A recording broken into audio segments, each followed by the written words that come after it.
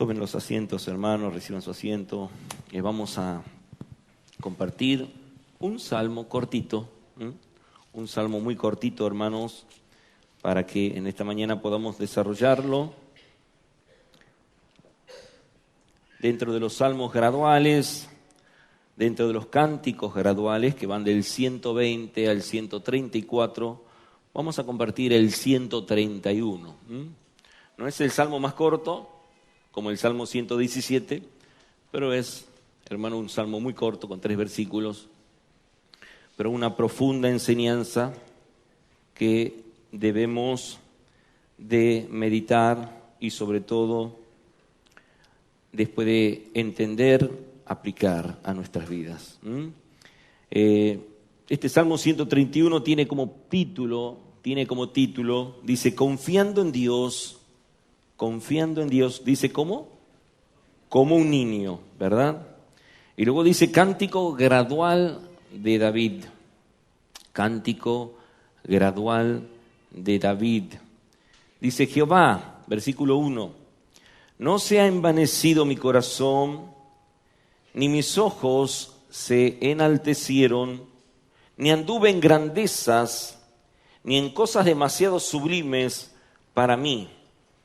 En verdad que me he comportado y he acallado mi alma como un niño destetado de su madre, como un niño destetado está, dice, mi alma. Luego dice el versículo 3, espera, oh Israel, en Jehová, desde ahora y para siempre. Este cántico gradual, hermanos, como todos los cánticos y lo que se expresa en el peregrinar del pueblo de Israel hacia el templo de Jerusalén, en ese ascenso, ellos iban haciendo los cánticos que eran obviamente recordatorios de lo que había sucedido cuando el pueblo de Israel sale de la cautividad. Dicho sea que cada uno de estos cánticos, cada uno de estos salmos que ellos iban cantando, valga la redundancia, como expresiones de lo que fue atravesando todo ese peregrinar, nos va dando una cierta enseñanza para nosotros. Desde el 120 podemos ver el anhelo de un pueblo de Dios por salir. ¿Salir de dónde? Salir justamente de donde ellos se encontraban. Dice, ay de mí que moro en Mesed y habito entre las tiendas de Cedar. Mucho tiempo ha morado mi alma con los que aborrecen la paz. Y el deseo del pueblo de Israel era salir de ese lugar de violencia, de ese lugar obviamente totalmente apartado de Dios. Su deseo era ser librados, por eso dice el versículo 2 del Salmo 120, libra mi alma, Jehová, del labio mentiroso y de la lengua fraudulenta. Obviamente que en ese comienzo de peregrinar, el Salmo 121 nos va a llevar a poner toda nuestra confianza en Dios. Todos conocemos, alzaré mis ojos a los montes, ¿de dónde vendrá mi socorro? Mi socorro viene de Jehová, que hizo los cielos y la tierra. No dará tu pie al resbaladero, ni se dormirá el que guarda. He aquí, no se adormecerá, ni dormirá el que guarda Israel. Este pueblo que estaba anhelando salir y que cantaba ese Salmo 120, ahora estaba caminando con confianza delante de Dios. Pero aún a pesar de esa confianza, hermanos, ellos estaban esperando con alegría lo que le iba a esperar, lo que le esperaba en Jerusalén. Dice, yo me alegré con los que me decían, a la casa de Jehová iremos, Salmo 122. Podemos ver que en ese peregrinar ellos reconocían la soberanía de Dios. Dice Salmo 123, a ti alcé mis ojos, a ti que habitas en los cielos. Poner nuestra confianza en un Dios que todo lo puede, en un Dios que todo lo gobierna, que hermanos, que está en control absoluto de todas las cosas, en un Dios soberano, es realmente adquirir descanso para nuestras almas. Este pueblo, con deseo de salir, que comienza a peregrinar, sabiendo lo que le espera, reconociendo la soberanía de Dios, daba gracias a Dios. Y en el Salmo 124 hay una alabanza por haber sido librado de los enemigos. No vamos a leer ese salmo. Luego viene esa firmeza y esa confianza en firmeza que leímos en el Salmo 125. Los que confían en Jehová son como el monte de Sión. Hermanos, nuestras vidas deben estar fundadas sobre la roca que es Cristo, que no se mueve, sino que permanece para siempre. Luego, este pueblo sabía y era consciente que en el peregrinar había problemas, había adversidades, había enemigos. Y este pueblo sabía que estaba en un proceso de liberación ya, pero todavía no.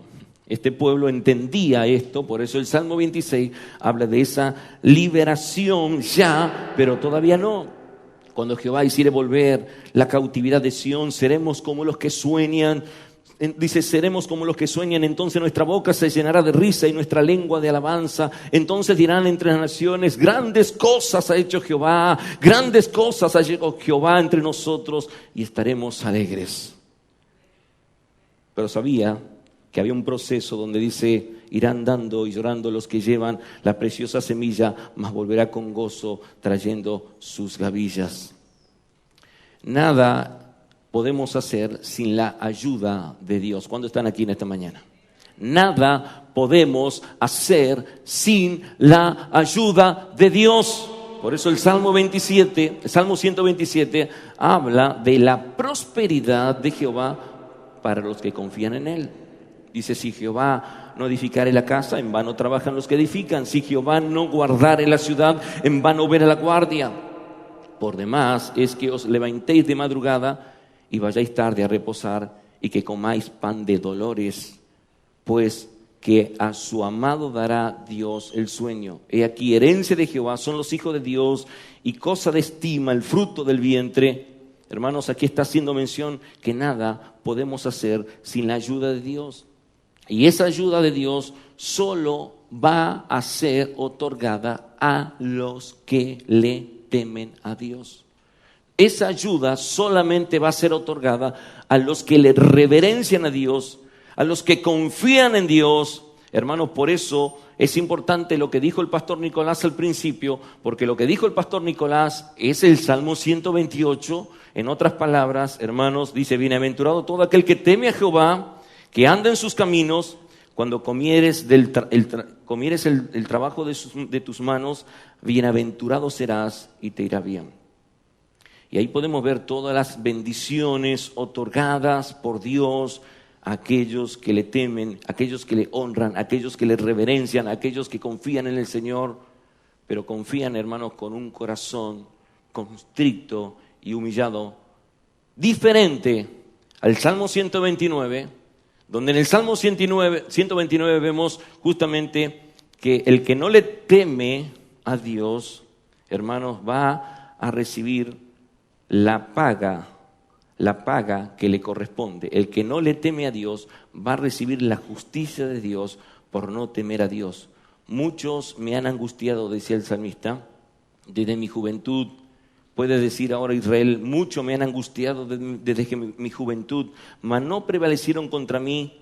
Sobre mis espaldas araron los arados, hicieron largos surcos. Está haciendo mención de toda esa aflicción que estaba atravesando el salmista, de toda esa aflicción que estaba atravesando el pueblo de Israel. Pero hermanos, vemos realmente cómo será su final. Serán como la hierba de los tejados. ¿Usted ve la hierba en el tejado? ¿Usted ve una plantita arriba de un tejado? ¿Qué pasa? No crece, no da fruto, está ahí muerta. Ni sus brazos, dice acá, serán como la hierba de los tejados que se seca antes que crezca. Esa es la realidad de aquel que no le teme a Dios. Pero el que le teme a Dios, el Salmo 130, va a recibir de Dios la misericordia de Dios.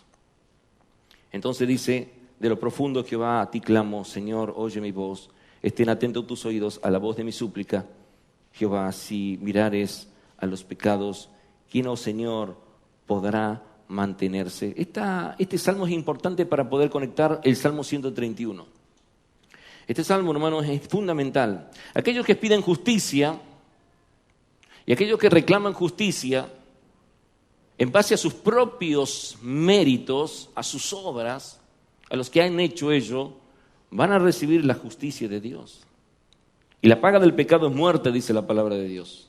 Pero aquellos hermanos que entendiendo sus pecados y mirando su condición de muertos en delitos y en pecados, buscan a Dios misericordia, van a recibir el perdón de Dios. Hermano, una cosa es pedir justicia y otra cosa es pedir justamente misericordia. El Salmo 130 nos dice que el que teme a Dios recibirá misericordia. Por eso dice, esperé yo a Jehová, esperó mi alma, en su palabra he esperado. Mi alma espera a Jehová más que los centinelas a la mañana, más que los vigilantes a la mañana. Espere Israel a Jehová, dice, porque en Jehová hay, ¿qué cosa? Misericordia y abundante redención con él. Y él redimirá a Israel de todo, ¿qué cosa? Sus pecados. ¿Cuál es el problema más grande de toda la humanidad? El pecado. Y el pecado trajo consecuencias terribles, hermanos. El pecado ha hecho estragos en todo el ser humano. Y una de las consecuencias del pecado, hermano, es el orgullo. Y este Salmo 131 tiene que ver con esta cuestión de lo que no es el orgullo, es la humildad. Pero dice, podemos entender que el orgullo, como obviamente la avaricia, la envidia y muchas otras cosas, el afán de tener cosas para satisfacerse a sí mismos, va a llevar a consecuencias muy terribles. Veamos Primera de Juan, capítulo 3, versículo 11. Primera de Juan, ¿sí? Primera de Juan, capítulo 3, versículo 11 y 12. Dice, porque este es el mensaje que habéis oído, dice, desde el principio, que nos amemos unos a otros, no como Caín, que era del maligno, y mató a su hermano. Y dice el por qué. ¿Y por qué causa lo mató? Hace una pregunta y una respuesta. Porque sus obras eran malas y las de su hermano justas. Caín mató a Abel. En el Salmo 129 vemos a esta manifestación de Caín, a esta violencia permanente en el hombre que no teme a Dios. Porque sus obras eran malas, porque lo que buscaba Abel era agradar a Dios. Y todo lo que hacía Abel estaba en sintonía para exaltar y bendecir el nombre de su Creador. Y sin embargo, Caín, cuyas obras eran malas, terminó matando a su hermano, porque tuvo envidia de las obras de Abel. Abel buscaba agradar a Dios, y esto generó envidia en el corazón de Caín. El pecado produce cosas desagradables. Cosas muy desagradables produce el pecado, como robar, hurtar, y solo Dios, por medio de su gracia, solo Dios, bajo las bases de su amor, puede cambiar la vida de una persona. Por medio de su gracia y de su misericordia y de su amor abundante, y lo hace a todo aquel realmente que viene delante de su presencia, humillándose delante de Dios. Porque Dios resiste a los soberbios, mas enaltece a los humildes. Hermanos, Cristo vino al mundo para darnos el perdón y para darnos la posibilidad de vivir conforme a la voluntad de Dios. Por eso el salmista comienza diciendo, Jehová, el Eterno. Jehová es el que ha sido, el que es y el que será. Es ese verbo ser, Jehová, el que es. Jehová, el Dios de pactos. Jehová, el bondadoso. Jehová, el amoroso. Jehová, el misericordioso. David se está dirigiendo en una oración de confesión delante de Jehová. David está en este salmo haciendo una confesión. Y en este salmo tenemos 3 versículos. Su confesión se puede interpretar como un triunfo de la humildad. Un triunfo de la humildad. David va a confesar o va a declarar como el triunfo de la humildad en el versículo 1.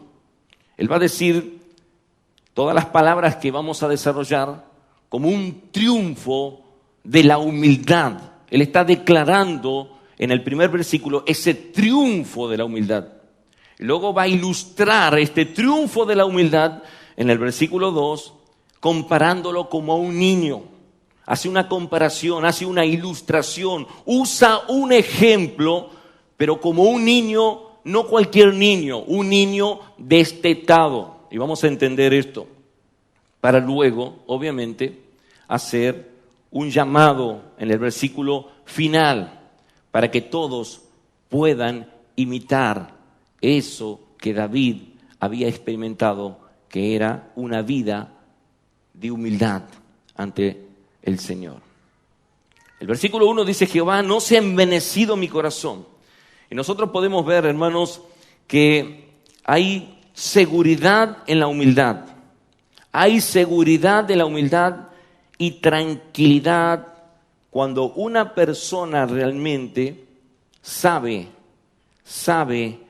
y conoce que su corazón no se ha enorgullecido, no es un corazón orgulloso. Dice Jehová: no se ha envanecido mi corazón, ni mis ojos se enaltecieron. Usan los paralelismos, ahí vemos paralelismos. Dice: no se ha envanecido mi corazón, ni mis ojos se enaltecieron, ni anduve en grandezas, ni en cosas demasiado sublimes para mí. ¿Qué estaba pasando en la vida de David? David perseguido permanentemente, David en momentos de aflicción. Siempre vemos a un David en momentos difíciles. David perseguido por Saúl. Saúl lo quería matar, porque cuando vinieron de la guerra y todos hermanos coreaban, Saúl mató a 1000 y David a sus 10.000. Esto trajo mucho celo, esto trajo mucho enojo de parte de Saúl, y Saúl estaba con una lanza esperando matarlo a David. Y de hecho David huye delante de Saúl, y nosotros conocemos la historia, que allá en Engandi, en la cueva, donde Saúl dice que fue para cubrir sus pies. Esa expresión que Saúl fue ahí, donde estaba escondido David, él no sabía, iban persiguiéndolo porque dijeron que se estaba ocultando por esos lugares para cubrir sus pies. En otras palabras, para hacer sus necesidades. Allí fue Saúl y se retiró, y hermanos, en ese momento se acercó David y le cortó una parte de su ropa para luego, obviamente, compungirse y decir que él no iba a tocar al ungido de Dios, cuando muchos decían que era la oportunidad para matarlo. Dios te lo ha entregado, es el momento para que lo elimines. Y sin embargo, vemos a un David que ya había sido ungido, en el sentido de que ya había sido elegido como el rey de Israel, cuando Saúl permanentemente pecó delante del Señor en reincidencia, y vino el profeta Samuel a echar aceite sobre la cabeza, buscando quién iba a ser el sucesor. Y sin embargo, David, como pequeño pastor, ya estaba en promoción, ya él iba a ser luego a su tiempo el rey de Israel. Él ya sabía, él era consciente del llamado de Dios para con él, y sin embargo, él no tenía ambición por el trono de Israel. Él estaba esperando el tiempo de Dios para que se cumpliese y él pueda ocupar en su debido tiempo el lugar que Dios lo iba a poner. Es por eso que nosotros, cuando vemos la historia de David, vemos a un hombre realmente que, además que era un buen músico, que sabía tocar, se sabía comportar. Y él lo dice, de hecho, en el versículo 2, y ya vamos a ver, donde él dice: en verdad me he comportado y he acallado mi alma, como un niño detestado de su madre, como un niño detestado está mi alma. Saúl simboliza la soberbia, Saúl representa la amargura, pero David representa a alguien que sabe esperar, que sabe confiar en el Señor. Él está apegado al Señor como un niño está a su madre. Y es esta la consecuencia de un corazón humilde, que realmente trae tranquilidad a esa persona. Jesús mismo dijo: aprended de mí, que soy manso y humilde de corazón, y hallaréis descanso para vuestras almas. En este contexto vemos esta cuestión de un corazón no orgulloso. Un corazón no orgulloso. El versículo 1 es una declaración en esa confesión de un triunfo de la humildad, porque él no tenía un corazón orgulloso. Y dicho sea de paso, el corazón soberbio y orgulloso no va a tener las bendiciones del Señor. En las situaciones que estaba David acusado de querer usurpar supuestamente el trono de Saúl. Hermanos, vemos realmente esta confesión donde él dice, con ese corazón humilde, dice: no se ha envanecido mi corazón. En otras palabras, no me he subido al pedestal. Yo no me la creo. No estoy diciendo que yo soy el mejor de todos. David sabía caminar en humildad. No solamente que, hermano, vivía humildemente, aunque sí cometió muchos pecados y le costó mucho eso, y sin embargo David, en todo ese proceso, porque él tenía un corazón conforme al corazón de Jehová, su corazón era un corazón en el cual él no se subía en ese pedestal. Él realmente estaba confiando en el Señor. Él no estaba preguntándole como muchos se preguntan: ¿y por qué? ¿Y por qué? El soberbio le pregunta a Dios: ¿y por qué? O pregúntele a Job en Job 40 y en Job 42, ¿por qué dice Job lo que dice en esas palabras? Que él quería conocer más que Dios. Job se le subió al pedestal y el Señor lo puso en su lugar. Hermanos, este contexto del Salmo es un salmo de procesos de aflicción. Es de un proceso de aflicción, en un contexto de aflicción. El versículo 3 nos va a dar ese parámetro donde dice: espera, oh Israel, en Jehová, desde ahora y para siempre. Es un contexto de aflicción, donde nosotros tenemos que aprender providencialmente a confiar en Dios. Y que las cosas que estamos viviendo providencialmente, hermanos, Dios no está obligado a decirnos. ¿Por qué? ¿Por qué me pasa esto? ¿Por qué vivo aquello?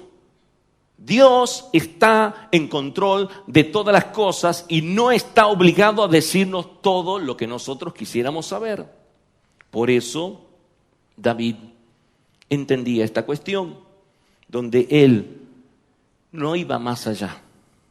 No iba más allá. Él se quedaba con lo que el Señor le decía, con lo que el Señor tenía para él, con lo que el Señor le revelaba a él. Él estaba creciendo en gracia de Dios. Y sin embargo, hermanos, podemos ver cuando él dice en este paralelismo: ni mis ojos se enaltecieron. Es cuando una persona, mírele sus ojos a una persona, y usted le va a mirar los ojos a una persona y va a ver la ventana del alma. Cuando mira a una persona, usted le va a mirar la ventana del alma. Y cuando esa persona le mira por encima del hombro, esa persona, hermano, está queriendo volar más arriba. Esa persona está enalteciéndose. Usted se recordará una historia, hermano, donde sucedió algo muy fuerte por el contexto, y eso está en 2 de Samuel para los que quieran luego buscarlo, leerlo. Yo lo voy a leer para tener una referencia más clara de esto. 2 de Samuel, hermanos, capítulo 6. ¿Y qué sucedió? Algo importante allí. Importante. Mire cómo actuó David. Estaban con el arca del pacto. ¿Se acuerdan? Cuando David trae el arca a Jerusalén en su segundo intento. Porque en su primer intento, ¿qué sucedió? Fracasó. Usa fue a tocarla porque la traían sobre un carro con bueyes y sin embargo terminó muerto. Y fue un fracaso. Tal es el fracaso que muchos creen que este pasaje del Salmo 131 posiblemente haya sido en ese contexto de un fracaso cuando él traía el arca. Pero también hay otros que creen que podría haber sido en otra circunstancia, cuando fue perseguido por su propio hijo Absalón, cuando quería usurparle el trono. Pero en realidad, hermanos, creo que indistintamente en el cual contexto se haya dado, considero importante las palabras de Charles Spurgeon. Charles Spurgeon pudo decir estas palabras.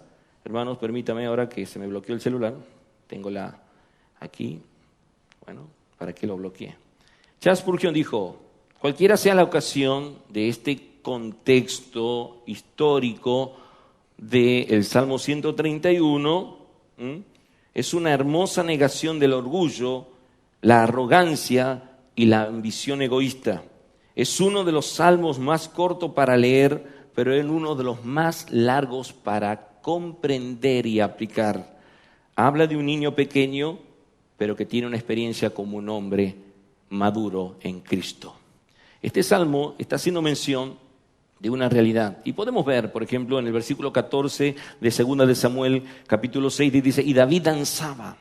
Ese baile que hacía David, ese era el baile calal. Ese era con giros desorbitados. David danzaba delante del Señor.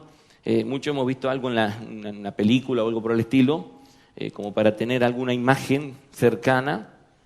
Pero David venía con toda su túnica y obviamente en esos giros, imagínense, se le subía la túnica a la cabeza, qué sé yo, cuáles eran las maneras en que expresaba su baile. Pero de hecho le molestó mucho a su esposa Mical, y dice, danzaba con toda su fuerza. Y con toda su fuerza, hermano, imagínense a David danzando con toda su fuerza, allí delante de Jehová. Y estaba David vestido con un efod de lino, o sea que era una túnica muy finita, como la fiselina para nosotros, bueno, conocemos el lino, pero era algo muy que se podía salir del cuerpo, vamos a decir así. Así David y toda la casa de Israel conducían el arca de Jehová con júbilo y sonido de trompeta.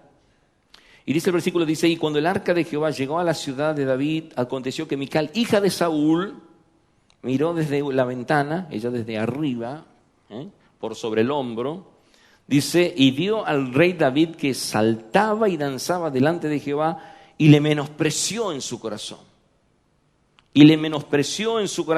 Versículo 21. Entonces David respondió a Mical. Cuando obviamente Mical le dijo en el versículo 20, volvió luego David para bendecir su casa, y saliendo Mical a recibir a David, dijo, cuán honrado ha quedado hoy el rey de Israel, descubriéndose hoy delante de las criadas de sus siervos, como se descubre sin decoro un cualquiera. Esa fue la expresión de su esposa, menospreciándolo, diciéndole que era un cualquiera, porque se había expuesto todo su cuerpo delante de las criadas del rey. David dice, entonces David respondió a Mical, fue delante de Jehová, quien me eligió en preferencia a tu padre y a toda tu casa, para constituirme por príncipe sobre el pueblo de Jehová, sobre Israel. Por tanto, danzaré delante de Jehová, y aún me haré más vil que esta vez, y seré bajo a tus ojos, o sea, seré menospreciado a tus ojos, pero seré honrado delante de las criadas de quienes has hablado. ¿Cuál fue la consecuencia?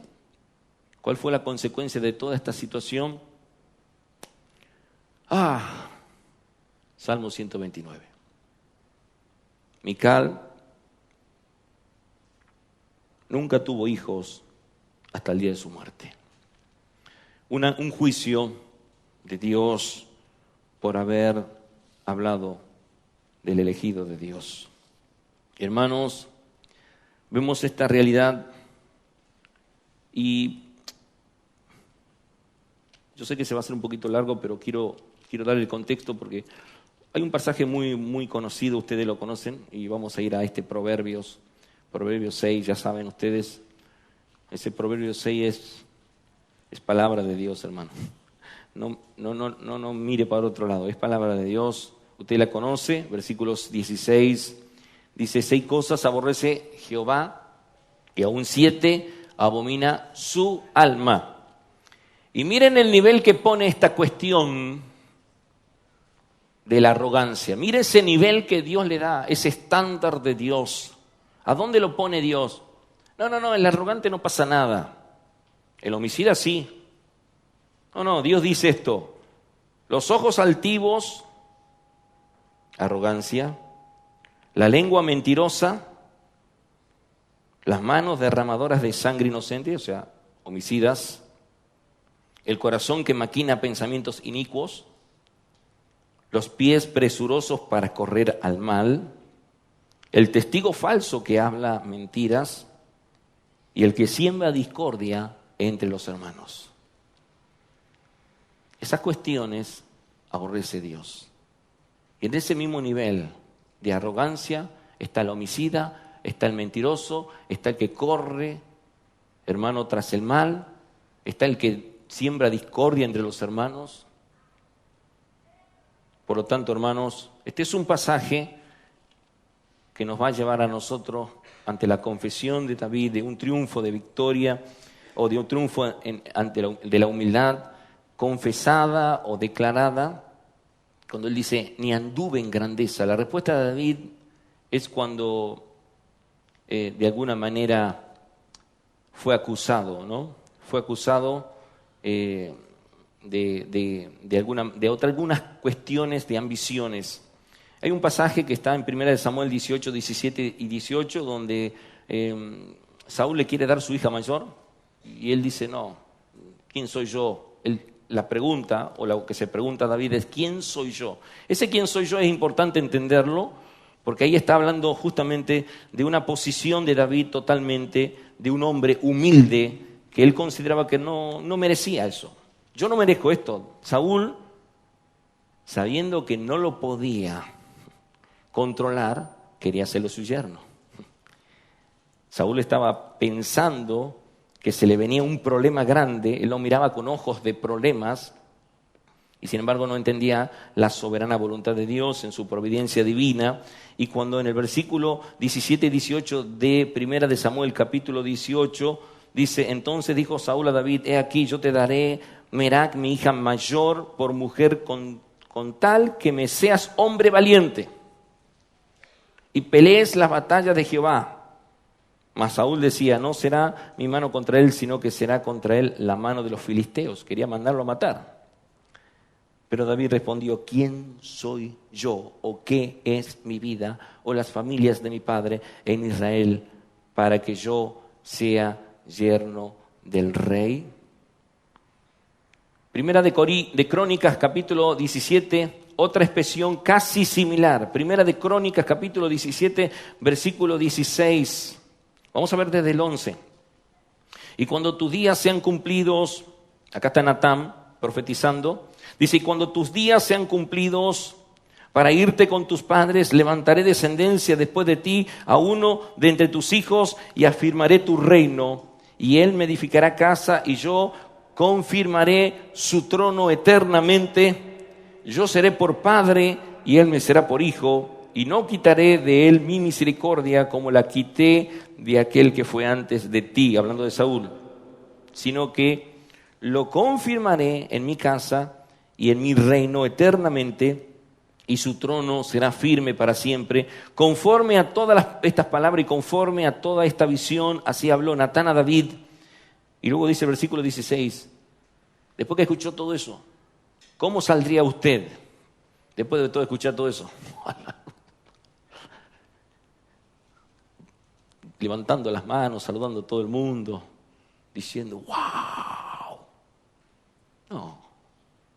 David dice que entró el rey David y estuvo delante de Jehová y dijo, Jehová Dios, ¿quién soy yo? ¿Y cuál es mi casa para que me hayas traído hasta este lugar? Y aún esto, oh Dios, te ha parecido poco, pues has hablado de la casa de tu siervo para tiempo más lejano y me has mirado como a un hombre excelente, oh Dios. Hermanos, ¿cómo actuaba David? ¿Con soberbia o con humildad? David sabía que había recibido cosas, pero él las que no entendía, no la andaba indagando, no la andaba buscando en relación a esto que Dios le había prometido. Por lo tanto, podemos ver que el corazón de David era un corazón totalmente humilde, sin orgullo. Él dice, ni en cosas demasiado sublimes para mí. El pecado del orgullo, hermanos, es lo que nos ha traído hasta aquí. El pecado del orgullo es la consecuencia de lo que hoy estamos experimentando. O nosotros la consecuencia de ese pecado. Esa es la causa, de lo que hoy experimentamos. Génesis 3, 4 y 5 sabemos lo que sucedió. Que la serpiente era el animal más astuto del campo.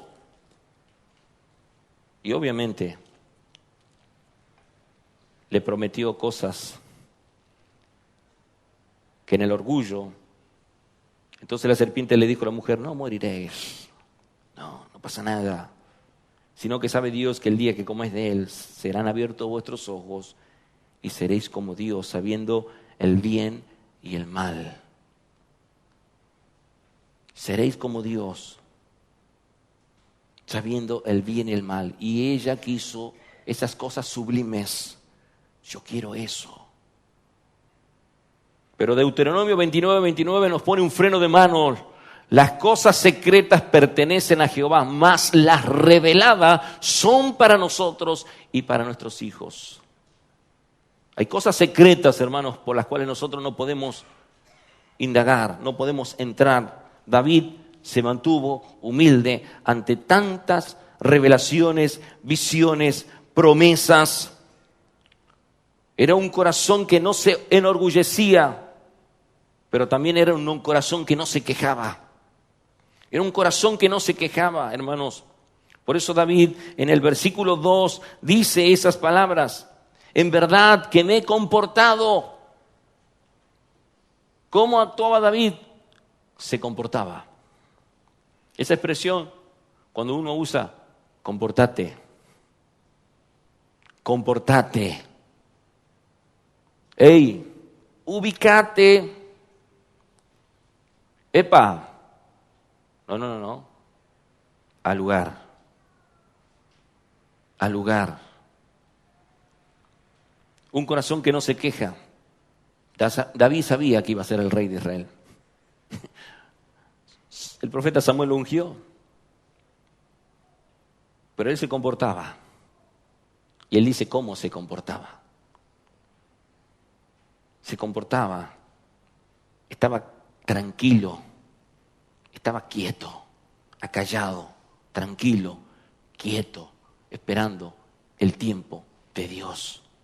Y dice, ¿cómo lo ilustra? Como un niño, como un niño. Este niño no es cualquier niño, es un niño destetado. Cuando la mamá lo tiene al niño y le da el pecho, y cuando le da el pecho, el niño se siente ¡wow! Esa conexión que hay entre la mamá y el niño. Que los médicos, los profesionales, le dicen y le aconsejan a la madre, dele el pecho. Así le mande un mordiscón después, pero dele el pecho, porque el pecho tiene mucho más de lo que usted se imagina. No solamente le da la leche, en los primeros días le da los anticuerpos necesarios con esa leche, pero es como una agüita. Y hay mamás que se sacan esa agüita pensando que va a venir la nido después, ¿no? La poderosa.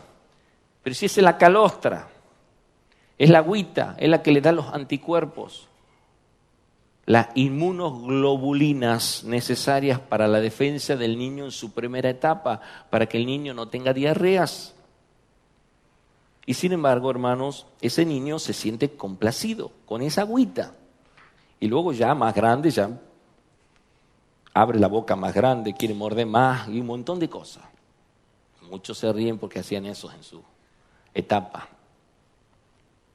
Pero llega un momento donde hay que sacarlo. Ay, cuando me tocó sacarlo a Luca. Señor, hacíamos de toda maniobra. Por supuesto, uno quiere no darle ya, porque ya tiene 5 años, ¿no? No, 1 año y medio.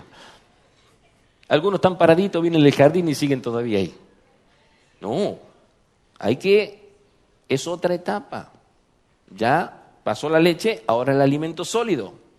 Entonces hay que detestarlo. Ese niño hace berrinches, ese niño se transforma, grita, llora. Y lo que llora, la madre ¡poc!, lo vuelve a poner ahí. Bueno, pobrecito, un par de días más, no pasa nada. Y viene el papá, aloe de veras de las más amargas, ahí, entonces cuando... Bueno, es una maniobra rara esa. No, se terminó la teta, no te damos más. Mamá. Bueno, ya está. Un niño maduro es un niño que sigue en dependencia de su madre, pero que ya se ubica, que ya se sienta en la mesa y ya no dice, mami, la teta, porque ya no, la teta, sino ya que pide otras cosas, conforme a su edad. Fíjese que Jesús toma un pasaje muy importante, vamos a leer en Mateo capítulo 18, porque esto tiene mucho que ver con lo que estamos hablando. Muchos se le presentaron para preguntarle quién era el mayor. ¿Se acuerda de ese texto? Mateo 18, en aquel tiempo los discípulos vinieron a Jesús diciendo, ¿quién es el mayor en el reino de los cielos? ¿Quién es el mayor? ¿Quién? Ellos pensaban que le iba a decir vos.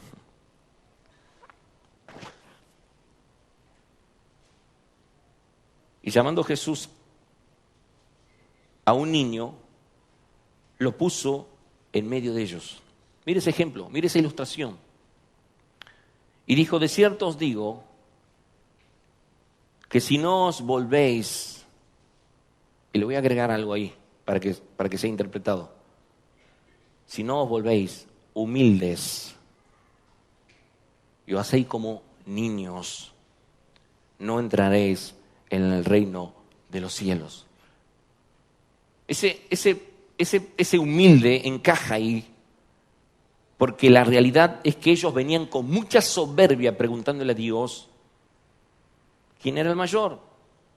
Y la respuesta nos va a dar el versículo 4, donde dice, así que cualquiera que se humille. Porque el tema o el problema era el orgullo. Jesús sabía que el problema de los que estaban allí era el orgullo. Y Jesús tomó un niño y lo puso allí y le dijo que si no os volvéis y os hacéis como niños humildes, porque dice, así que cualquiera que se humille como este niño es el mayor en el reino de los cielos. Hermanos, Jesús está enseñándole a sus discípulos a ser humildes. Hermanos, David nos está enseñando a nosotros que debemos ser humildes. Él está diciendo y está confesando, yo soy humilde, pero no está diciendo yo soy humilde de boca para afuera. Él experimentaba esa humildad. No anduvo en grandezas ni en cosas demasiado sublimes. En verdad me he comportado y acallado mi alma. Como un niño detestado de su madre, como un niño detestado está mi alma. Está confiado. Un niño es aquel que está detestado, está tranquilo, que sigue dependiendo de su madre, pero que ya aprendió a comportarse. Diferente, totalmente diferente, hermanos, a aquel que todavía está tomando el pecho y va a seguir haciendo berrinche, y cuando usted lo quiera, usted ya sabe el proceso. No use aloe de vera. Un corazón, versículo 3, es la expresión de un corazón que anima a los demás. Por lo tanto, el triunfo de la humildad debe ser, hermano, demandada. Primero fue declarada, luego fue ilustrada y en el tercer versículo es demandada. ¿Qué demanda Dios? Un corazón que anima a los demás a confiar solamente en Dios. Este es el corazón de David. Dice, espera, espera. Mira lo que dice, espera, oh Israel, espera, oh Israel. Si tú eres Israel, si tú eres la iglesia de Dios, espera en Jehová. Desde ahora y para siempre. ¿De qué manera? Continua. ¿Cómo debemos esperar? Humillados bajo la poderosa mano de Dios para que los exalte cuando fuere tiempo. Todo tiene su tiempo. ¿Por qué te desesperas? Espera, iglesia, confía. Nosotros debemos estar esperando siempre delante del Señor. Por eso nos motiva el Señor, como en Mateo 11, 29. Mateo 11, 29.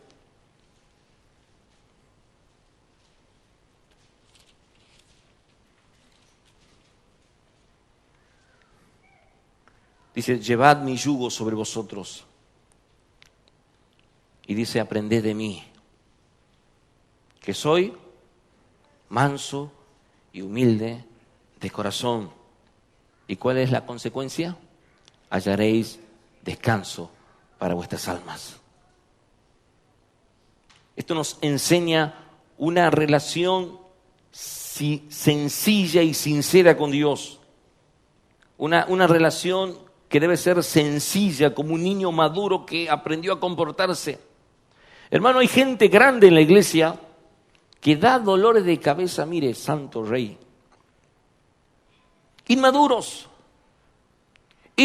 hacen muchos berrinches, generan muchos problemas, actúan como niños que están todavía aprendidos allí y que no han madurado, que no han crecido, que no saben comportarse. Y esto es gravísimo.